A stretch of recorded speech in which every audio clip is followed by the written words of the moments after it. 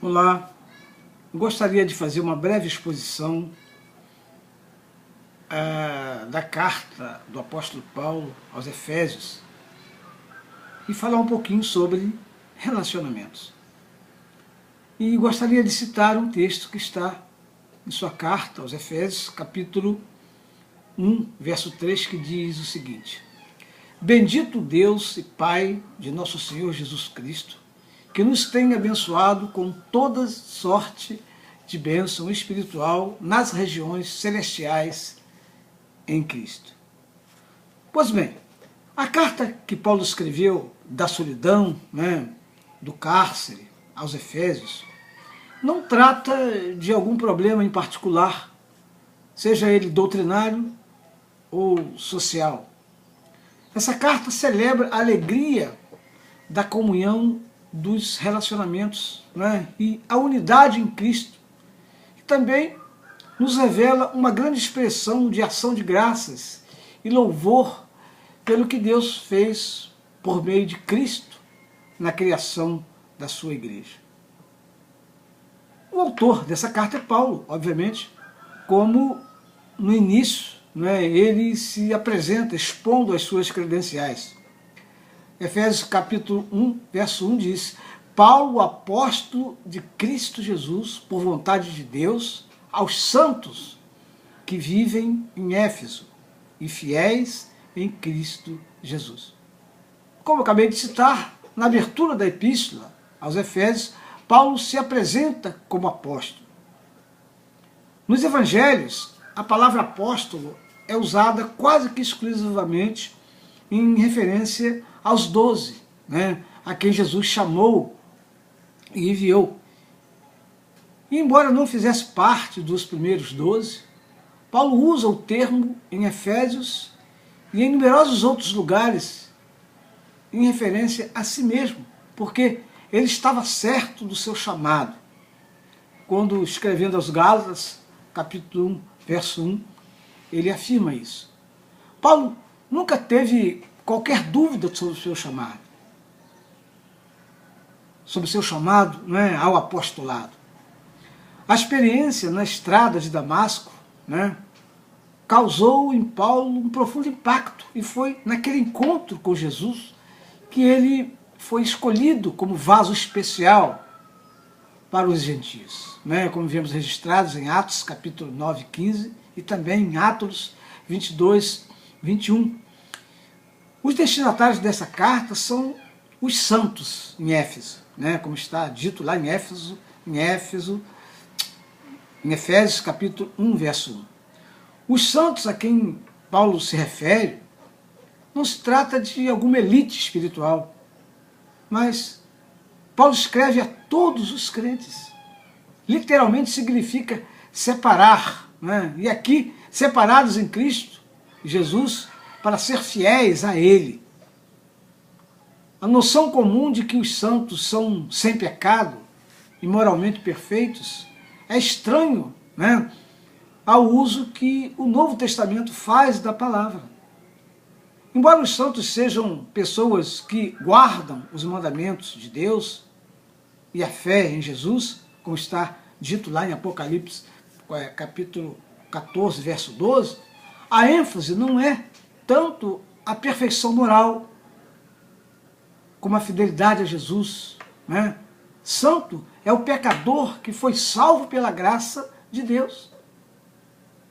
O apóstolo Paulo usa muito a palavra graça e paz, como está em Efésios capítulo 1, 2. Na maior parte de suas epístolas, o apóstolo Paulo usa graça e paz como parte de sua saudação habitual. A palavra graça usada por Paulo é diferente na forma grega usual de saudação, que geralmente expressa o desejo de saúde e de prosperidade. Quando ele dizia isso, ele estava querendo desejar saúde e prosperidade para as pessoas, para os seus fiéis. Em vez de saudar os seus leitores com votos de saúde e boas coisas, Paulo empregou uma palavra que estava começando a adquirir um novo significado na fé cristã. em seu tempo, enfatizando o favor não merecido de Deus para com os pecadores.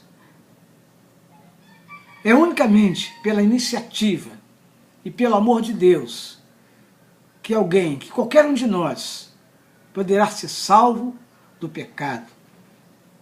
E é um pensamento que Paulo mais tarde vai enfatizar lá em Efésios capítulo 2, verso 8, quando ele diz: porque pela graça sois salvos, mediante a fé, e isto não vem de vós, é dom de Deus. A fonte da graça e paz é Deus, queridos.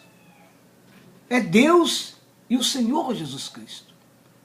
O verso põe Cristo e o Pai em posição de igualdade, reconhecendo assim a divindade de Jesus. Sem Deus, a graça de Jesus não poderia ter sido manifestada à humanidade. E sem Jesus, a graça de Deus não poderia ser manifestada a nós. Sem a instrumentalidade, sem a encarnação da graça que foi feita através de Jesus, nem a paz entre Deus e os pecadores teria sido possível. Consequentemente, o foco da epístola de Paulo aos Efésios está no que Deus fez em Cristo. Ele é a nossa redenção, Ele é a nossa paz, Ele é a base da nossa nova relação com o Senhor. Em Efésios capítulo 1, de 9 a 10, Paulo aborda a unidade, quando ele diz: desvendando-nos o mistério da sua vontade, segundo o seu beneplácito, que propusera em Cristo, de fazer convergir nele, quero repetir, de fazer convergir nele, na dispensação da plenitude dos tempos, todas as coisas, tanto as do céu como as da terra. Nesses dois versos que acabei de citar, quando Paulo usa o termo convergir nele, o apóstolo está definindo a unidade como tema central da epístola.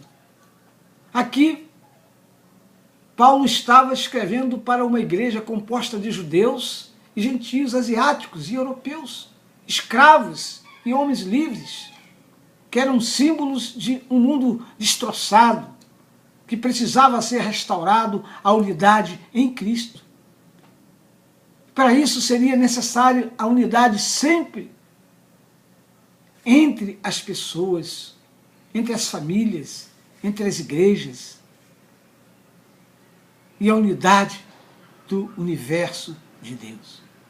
O conceito de Paulo sobre a unidade tem suas dimensões, ou melhor, tem duas dimensões.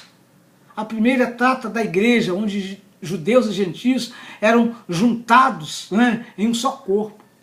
E a segunda é universal, no sentido de que todas as coisas, no céu e na terra, caminhem para a unidade perfeita em Jesus Cristo. Paulo diz aos Efésios que uma pequena réplica daquela unidade universal que ele falava deve ser vista agora e aqui na igreja cristã que cada um de nós frequenta. Na ICAP, na Igreja Cristã Apostólica. Precisamos, em todas as igrejas, como em todas as igrejas, viver essa unidade.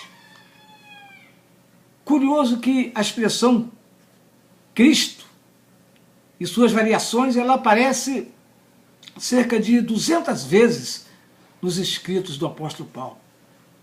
Em Efésios é uma expressão chave que demonstra a profundidade da compreensão paulina sobre o que Deus realizou por nós e pelo universo caído, por meio da vida, morte e ressurreição de Jesus. Tudo o que temos então, ou podemos esperar como cristãos, só é possível em Cristo. Ele fez por nós o que nunca poderíamos fazer por nós mesmos. É por isso que devemos tudo a Ele, que devemos tudo a Jesus. É por isso que Ele deve ser o primeiro na nossa vida. É por isso que devemos nos render à vontade de Jesus. Ele deve ser o nosso único arquétipo, o nosso único referencial, o nosso único modelo. É por isso que é tão perigoso rejeitá-lo. E o que ele é para nós. Pois rejeitando a Jesus, rejeitamos a própria vida. Um conselho que te dou: opte, então, por receber Jesus em sua vida e gozar do que há de melhor. Deus te abençoe.